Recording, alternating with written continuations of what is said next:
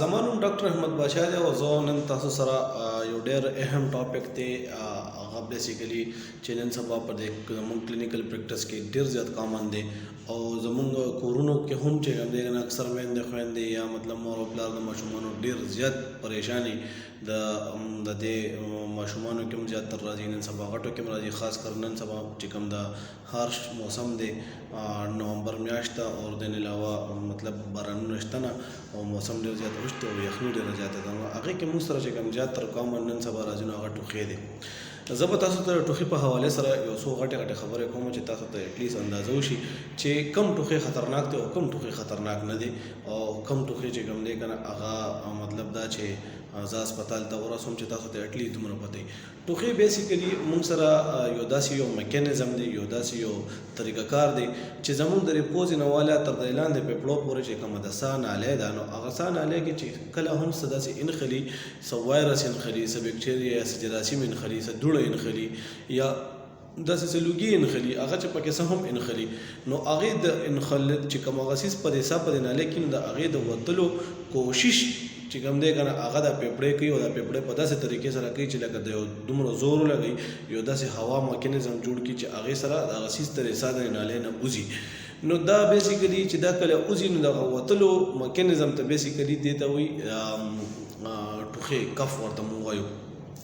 ټوخی بیسیکلي په دوه قسمو، یو موږ سره ډرای کف، یو موږ سره ویټ کف.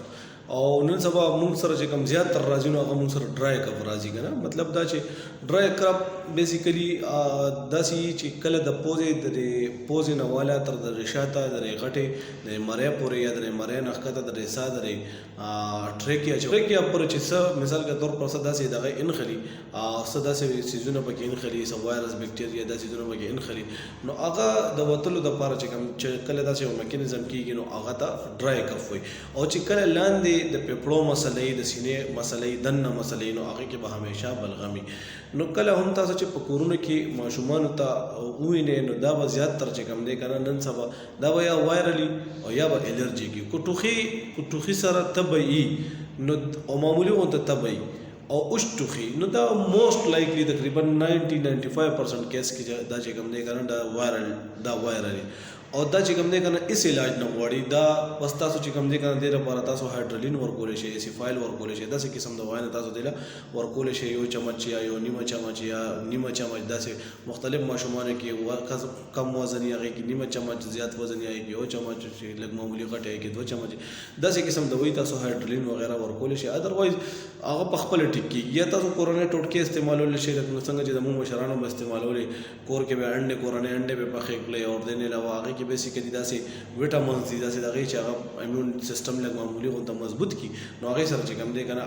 هغه ټایم بینګ سره تا ته ریلیو میلو شي او تا پوره چې کوم دی که نه یا د دې علاوه شات به چې کوم دی که نه استعمالېدل په کورونو کې نو هغه داسې استعمالېدل شي د داسې قسم ټوخي دپاره. خو چې کله ټوخي سره بلغم راشي او بلغم ډېر زیاتي او خاص کر یا پکې وینه راشي او که وینه پکې نه وي خو چې بلغم ډېر نو بیا به تاسو کم از کم ډاکټر له ځای بیا به تاسو ګورئ چې یاره مطلب څه خطرناکه خبره خو نه ده. که خطرناکه خبره وي هغې کې نمونیا کېدی شي یا په هغې کې ټي بي کېدی شي، په هغې کې نور داسې وجې کېدی شي، د خدای بلا وجې کېدی شي چې هغه به خامخا چې کوم دی که نه تاسو بیا ډاکټر له ځای او ډاکټر به چې کوم دی که نه د هغې خبرو تدراک کوي او دغه به کوي، تشخیص پې کوي او علاج پې کوي او تدراک پې کوي. نو تاسو سره دا مطلب ستاسو په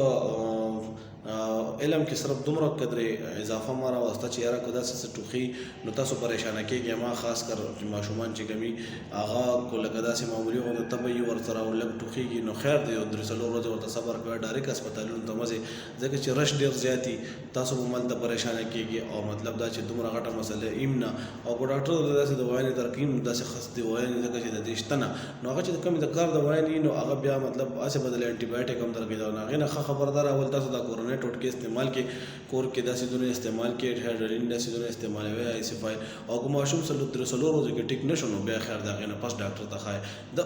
داسې مه کوئ چې څنګه ماشوم ټوخي نه کړو تاسو ډایرکټ هسپتال ته راغی، کم از کم لږ انتظار ورته کوئ ځکه چې هسپتال کې ډېر زیات برډن وي او هر قسم مرضونه یې ماشوم راشي، یو بیمارۍ سره راغلي، سمپل ټوخي سره راغلي، خواته ورسره یو شري والا ماشوم میلو شي هغه نه شری ورته ولګي، بل ماشوم ورته د چکن پاکس یا لاکړه کاکړه چې ورته موږ وایو د هغې ماشوم ورسره میلو شي نو هغه ورته ولګي. نو تاسو سره صرف دا دغه چې اټ لیست کم از کم پریشانه کېږئ ما او تاسو اول چې کوم دی کنه داسې قسم سیزون تاسو خامخا استعمالوي خاص کر هایډرلین شو اسیفایل شو دا د وې تاسو په کورونو کې هر یو کور کې دا ځان سره وساتئ او هغې نه پس که ماشوم ټیک نشي او پریشانی زیاتېږي نو بیا تاسو ډاکټر له چې کوم دی کنه